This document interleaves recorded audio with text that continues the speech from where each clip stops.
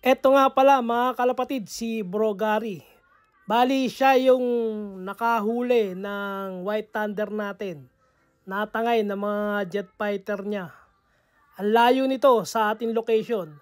Member din to ng Fremont Racing Pigeon Club. Kukunin na natin yung isang White Thunder.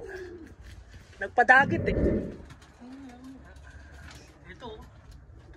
Oo. Ayun nga, may zip tight na pula. Siya lang nilagyan ko dahil siya ang bago eh. Ano na siguro yan, kaya hinuli ko na sabi. Dito siya baka madali. Pero layo nito ha. Alam ko lang isang oras. Yan nga, may zip tight na pula, saka flip ring na green. Sabi ko eh, walang may puti.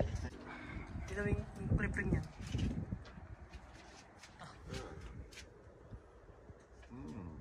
Ayan, thunder loop. Nabol ang palko niya, kaya ganyan. Medyo may ilang na. Pero ganda. Kasi napunta. Kaya nga sabi ko, may message ko, sabi ko, young bird. Alam ko, ikaw lang yung may young bird na alam ko. Salamat. Sige napunta. Hawak na natin. Wait thunder. Sige bro, hindi nakatabalahin ha. Salamat ha. Buti sa'yo napunta itong natin, hindi po natin. Salamat. Bro, thank you ha.